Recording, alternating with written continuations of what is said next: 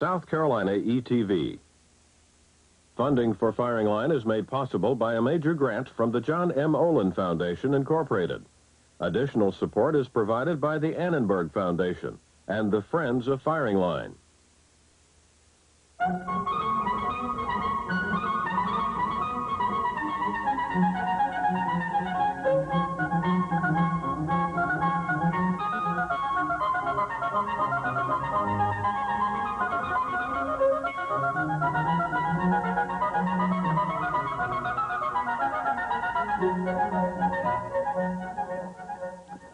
We're here at the Fordham Law School to discuss a question that is engrossing Congress, namely what to do about all those lawsuits. One proposal is to limit the size of the jury award. There are several components of the measure before Congress, and in this and the next session of Firing Line, we propose to touch on some of them. Arguing in favor of reform is Michael Horowitz. He is a senior fellow with the Hudson Institute, the director of its project on civil justice reform. He has been with the government, the OMB, and was associate professor of law at the University of Mississippi. He's a graduate of the Yale Law School. Alan Dershowitz, well known to viewers of Firing Line and of headline trial cases, is a professor at the Harvard Law School. He is a graduate of Brooklyn College and of the Yale Law School, where he was editor-in-chief of the Yale Law Journal.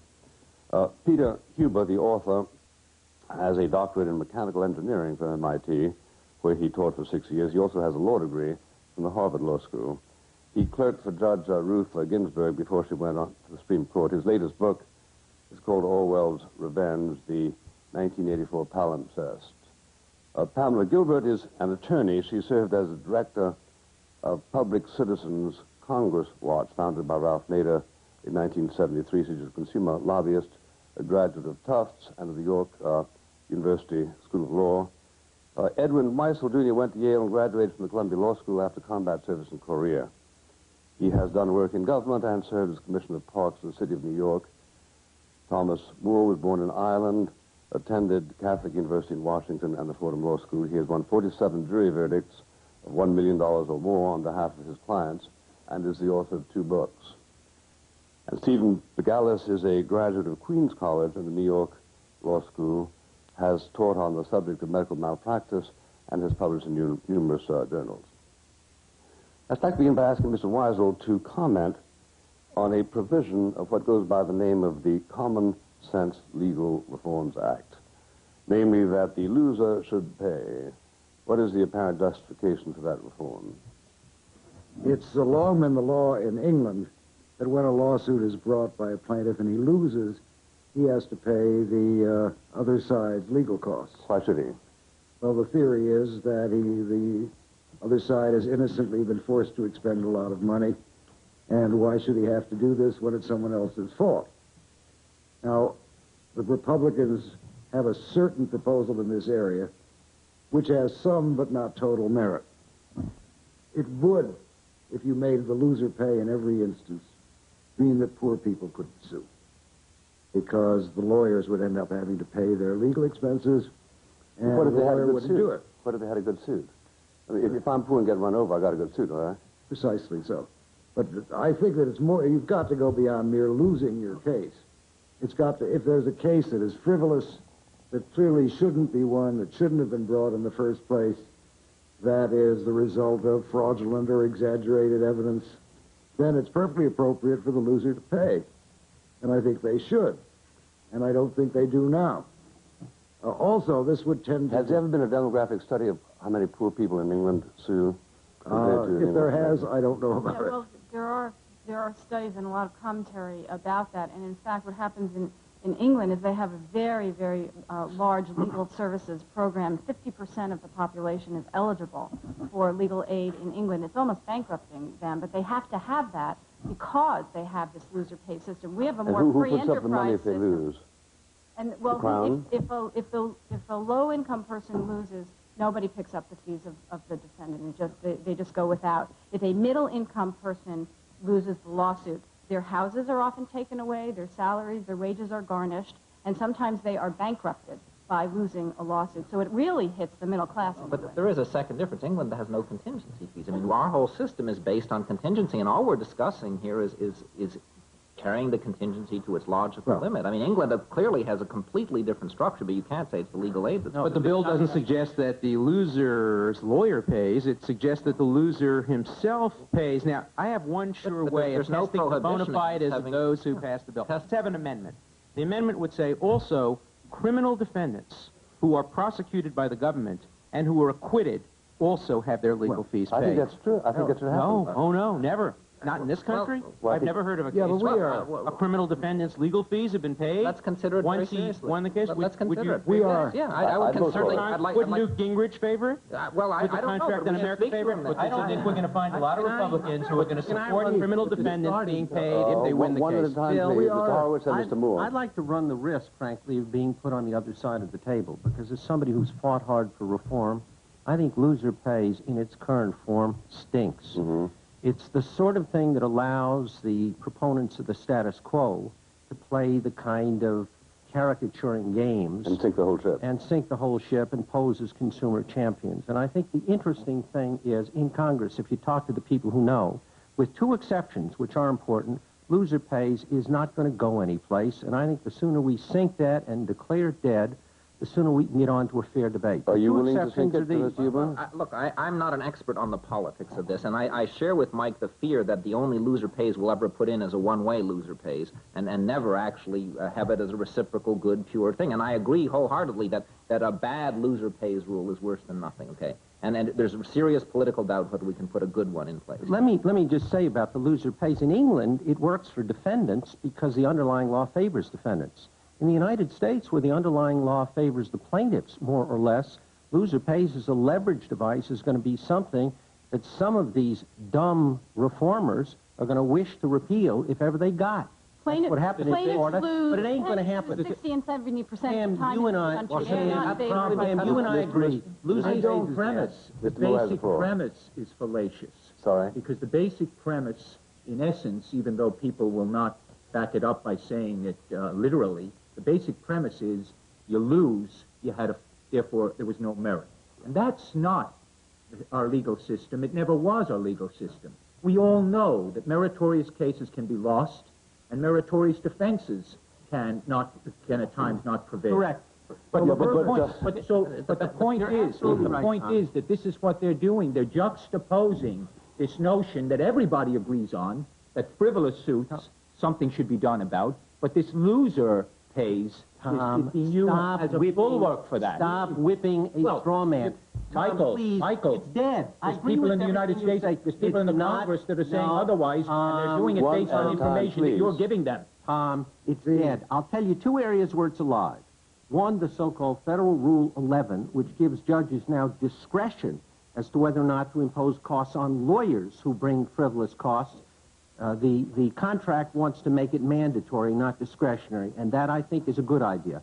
Number two, we have a loser pays provision in the so-called securities lawsuits where there aren't real clients, where some lawyer gets a shareholder and brings a case on his own behalf. The class That's where action? yes, those kinds of securities cases. And which will effectively end the little shareholders bringing any kind of derivative suit. And it's probably It's not a winner. Why would you not give up more incentive to bring the winners? You're going to get paid more. Isn't it obvious the issue? You'll collect your legal fees in addition. Isn't it obvious the issue is how do we define frivolous and who is making the determination of what is or is not frivolous? How about a jury verdict? Or the judge? How about a verdict? So what you're proposing is that we add a provision to the jury. No, the verdict jury speaks for interrogation. itself. Would you allow the jury to be instructed that if you rule against the plaintiff, not only will he get nothing, but he will have to also pay all legal fees? If it's symmetric, Would you allow that? If it's symmetric, if you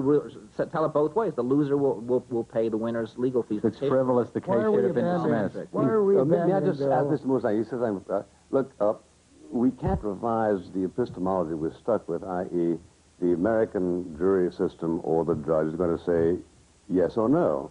Now, the fact that he should have said no when he said yes, and he should have said yes when he should have said no, is interesting, but it's not much more than that.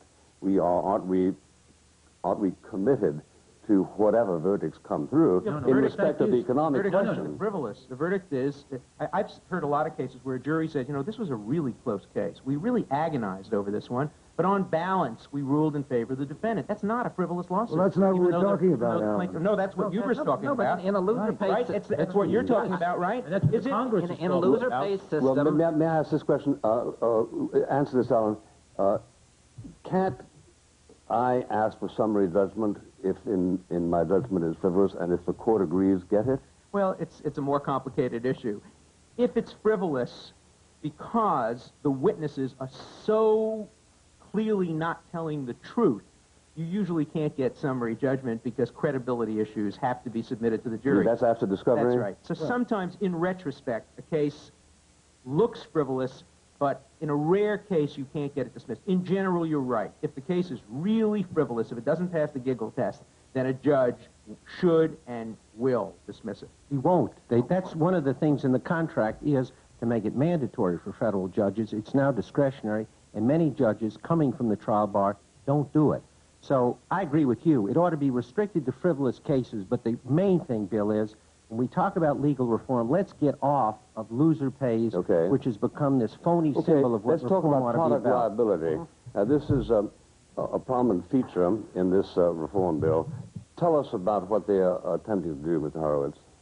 Well, there are a set of doctrines that are there, and in the main, what we need to be talking about, and there are Senate versions and House versions, but what we need to be talking about is reimposing a real negligence standard and bringing some rational relationship between the injuries that are sustained and the actual damages that are there. And most of all, bringing some balance in the situation. Because what really goes on now is... How would this have applied to the Pinto case? Well, we've debated it on and off. Peter knows the facts better than I. We haven't debated the last 15 minutes. One of the things in that case is that there was a cost-benefit analysis that was made. Surely we would have restricted the punitive damages in that case. There might have been some negligence standards. I just don't know. Why don't you tell viewers about the facts of the Pinto case? The Pinto case involved a situation where you had a clear knowledge that if the Ford Pinto was manufactured in a way that if it was hit at 20 miles an hour, 30 miles an hour, it would cause an enormous amount of burning and death. And they were told that by putting an $11 rubber bladder in 11 million cars and 1 million light trucks at a cost of $126 million, they could solve the problem. But they were also told that if they didn't do anything, it would only cause 180 deaths and some more additional serious burn injuries, and that the cost of paying for the deaths and injuries would be less than the cost of replacing the bladders. And so they made a cost-benefit decision to prefer profits over human life. And when the first person who died as the result of it brought a lawsuit, punitive damages were imposed. And do they go through that kind of reasoning when they can make a car that can go 90 miles an hour instead of 50 miles an hour? They figure, well, X number of people are going to be killed on that account, but that's life. Is that what they call a trade-off? There was a rule that said that all cars must withstand at least a number of hour collisions. This car couldn't withstand that. That's not false. That's just wrong. It was in complete compliance with NHTSA standards. Then in effect, you're just wrong. With minimal standards. Complete compliance with but in minimal standards, and it was the federal crashworthiness standards, which were not changed till 5 which showed that if you do 30 miles an hour, which is not unreasonable, 30 miles an hour, and if somebody crashes into you at 30 miles an hour, you will die. And as the result of that, for $11, they could have solved the problem. And they chose not to solve the problem, and people died, and that is negligence. Your comment is what, Mr. Huber? Look, the statement that they were in violation of a federal standard is just flatly wrong. They were in complete compliance with the federal standard. The federal standard got boosted some 4 or 5 years later. The second fact is that car, if you look in retrospect at the mortality rates in that car, it was exactly like all the other compact cars. It wasn't worse, it wasn't better. But they could have solved the problem for always add more metal. And if you add 11 on top of that and another 11, you can build a Sherman tank. Peter, the Ford Pinto was clearly defective, and the Ford company itself, with government urging, because of the punitive damage award, did a recall and didn't produce the Pinto the way they did originally because of the defect. And I'll answer your question. Under the legislation that's pending in Congress to be voted on in March, Ford would have been assessed $250,000. It would have been lunch money for Ford, and we probably wouldn't have known about the defect in the Pinto, and more people would have died. Let me accept your premise that maybe they should have spent 11 here, and maybe companies should spend 11 here or there. But the question really is whether we ought to have a tort system, or whether that's the effective way of doing it, a legal system. One of the things we ought to do is place accountability on government regulators. We've got belt and suspenders. You're in favor of more government regulation? I am in favor of making a decision on safety, and so that there is a single locus of responsibility. What we have now is everybody getting sued, lawyers playing games with regulations, lawyers playing games with suing, and no locus of responsibility. Let's fix it, and let's make the right kind of cost-benefit judgments. You have a problem with that, Mr. Callis? You know, there were two simple issues in this Ford case. Issue number one is, regardless of any government regulations, was it negligent to this company to construct a car that they knew would explode and kill people under normal driving circumstances? It was ruled by the judge and jury and appellate court that, yes, it was negligent. That's issue number one. Issue number two was, now that they took the second step, the first step they knew it was negligent, the second step was they did a cost and benefit analysis as to whether or not they should correct the problem. Stop and think about it. They concluded that even though hundreds of people would be killed and injured, it would be cheaper for them, hold on, it would be cheaper for them to let the product go out rather than correct it. The message of the Ford Pinto case is corporate America, all of America, pay attention. Right. Pay attention to negligence. If I'm on the board of directors of Ford, I have no problem now saying to the rest of my directors, well done. Well done. To the rest of my directors, that, look, folks, we can't do this. Even if there's a bad government regulation, and there are bad government regulations, we have to be careful. Let me shift to drugs. Can I shift to drugs, Bill? Yeah, we threw it No, but it's the same issue. Okay, go ahead. It's the same issue, Bill. It takes about $400 million to bring a drug to market in the United States, given the regulatory standards of the government right now, the FDA. I'm not the FDA. You let me continue. What that means, in part, is lots of people are dying now because the safety standards are so high that we don't have drugs on the market that are available elsewhere because we subjected to such strict scrutiny. And yet, on top of $400 million worth of testing and approval, which goes on and on and on, and has already negative effects, you got the same kinds of arguments made in terms of drugs that are being brought to market. I will tell you this.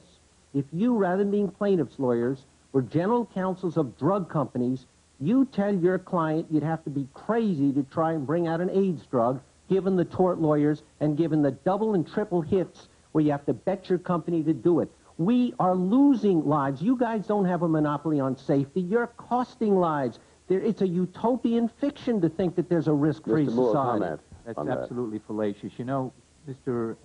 Horowitz, you are one of the great spokespeople for what is happening in Congress today. You are doing what all your ilk do continually. Just like you wanted to get off loser pays all because you saw that you tried it, the water was too hot, you took your foot out. You have endless supply of bills. You have endless energy to keep pushing these bills. You're now in an utter contradiction before the Congress of the United States of America. People like you that want and vote continually for individual responsibility, for the idea of government staying off the backs of people. You now want universal federalism, interfering with states' rights to protect product I understood him to be saying something exactly opposite, that he didn't want to wait for $400 million before people were permitted to buy a drug. But 2 minutes earlier, he was making a different point. He was saying he wants more regulation directly by the federal government, and then as a result of that, the quid pro quo is fewer lawsuits. But what I really think is going on is, I'm not saying Mike, because I know he's an honest and decent person, but there are people out there, lobbyists, who are saying, for now, we'll have more regulation, and we'll do away with tort lawsuits, and then tomorrow, when we've done away with tort lawsuits, we're going to deregulate and move toward the Republican Unfortunately, policy. Alan, and that's happening today. No, I am unfortunately, prepared. they're not waiting. I They're am doing prepared. both at the same time, even as we speak I'm right prepared now. to give They're an doing actual both. example. But they're actually saying, aren't they, for punitive damages, no chemical company should be responsible for a product if it's FDA approved. At the same time, they're trying to basically skeletonize the FDA, and it'll probably be historical vestige in a few years. This is what they're doing simultaneously. It's our FDA is the reason that we didn't have the thalidomide tragedy that they had in Europe, and I think a lot of people and a lot of mothers, thank God we had the FDA. Also blocked Our 10,000 FDA saved lives that could have been saved with beta blockers. Listen, the rule on this, the FDA defense, is simply as follows. If you have gone through comprehensive, or what they're proposing, this is, and it seems utterly reasonable to me, they're proposing that if you have gone through a comprehensive licensing review, okay, for instance, we've had to debate in this country whether to have the polio, the Sabin polio vaccine or the Salk polio vaccine. It's a very hard call. There are arguments on both sides. The FDA makes it. Should we, after that, after an open comprehensive review with no concealment of documents, and that's a requirement, should we then be imposing punitive damages on a company one way? Here I'm going to surprise you with some of my libertarian views. I, by the way, would say that if some individual person wanted to take a drug that was not approved by the FDA,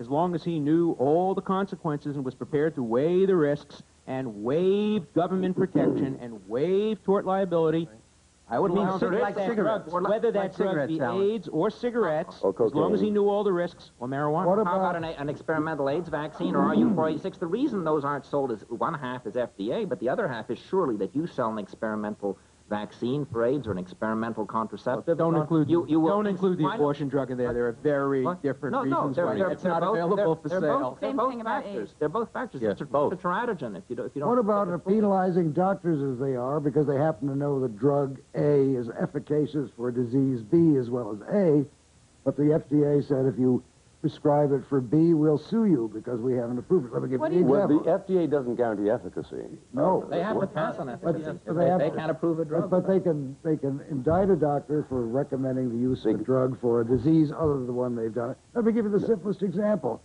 There's a prescription drug that I think everyone's heard of called aspirin. It's for headaches. But there is a tremendous amount of learning now that shows that aspirin tends to prevent heart attacks and certain strokes. Well, I'm informed that the FDA would absolutely forbid any doctor saying you should take aspirin because it might prevent a stroke or a heart attack because we haven't approved it for My that doctor yet. tells me that all the time. That's not Maybe, true. maybe you have an outlaw doctor. You've got a doctor with courage. I don't know, Ed. I think Every many doctor I doctors. know tells patients that. It's in guidebooks. I hear it on the news in the But morning. let's just get an answer on this. Is it anybody's position that if the FDA passes or authorizes a drug and you sell it and that drug does things to you that you don't like, that you ought to be free to sue him for selling it to you? Yes, and to get punitive damages. And let me tell you why. Let me tell you a real life story How's the pharmacist about a product that went on the market, and they didn't know before it went on the market that it was going to cause that people would have allergic reactions and that were potentially fatal. The company didn't do anything wrong when they were getting ready to put the product on the market. Once it was marketed, then all of a sudden the bad side effects came back to them and they got notice. They had notice that this could potentially cause fatal reactions in customers. They gave that information to the FDA, but the company did not immediately recall the product. In fact, the company dumped what they still had in their inventory on the market, knowing the FDA was eventually going to act against them and make them stop producing the product, but they wanted to make their profits first before the FDA got wind of it. They didn't conceal documents. Should they be subject to punitive damages for dumping their product? Bill's question, which was, should the seller of that product, that is the pharmacist, the No, real no, no. hotel The manufacturer is what you we're talking about in Congress. It's the Well, I'm manufacturer. interested in both.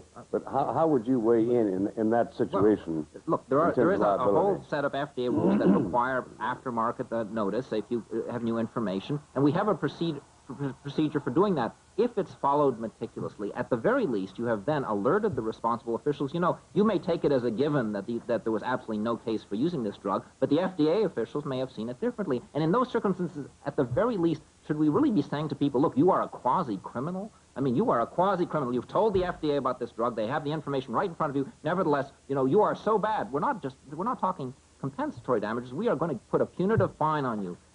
how can people do For business? knowingly selling a product that can kill people? Yes.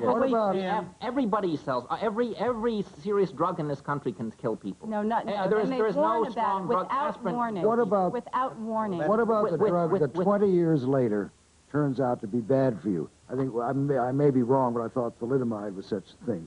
But nobody knew it was but bad. Nobody's complaining if you don't know it. It's when the cigarette industry learned and failed to warn. It's when drug companies learned and failed to warn. It's that meantime. Didn't people sue over thalidomide? How should the producer weigh the harm that's being done to A, B, and C against the good that is being done to everybody else, in whose behalf the FDA acted? I think full information and full knowledge, you and I think, will agree on this as libertarians, that if the informed citizen is advised of all the risks and all the benefits, then that informed citizen ought to be able to make a decision. I think that AZT should be able to be and of course, Hooray, and that view condemns modern-day tort law as it's developed over the last 10 years. Because modern-day tort law hasn't even gone far enough. I think the cigarette industry should be in the dock for years failing to disclose what it knew about the carcinogenic and addictive aspects of cigarettes. Fooled a lot of people, have they? They sure did. They sure did. I grew up with Joe DiMaggio smoking a Camel cigarette. You're telling me that if I wanted to be a ball player, I had to smoke. I grew up with opera singers telling me about the T-zone in my throat. If I wanted to have the smoothest throat, I would smoke their carcinogenic drugs. I was had. Thank you very much, ladies and gentlemen. Thank you.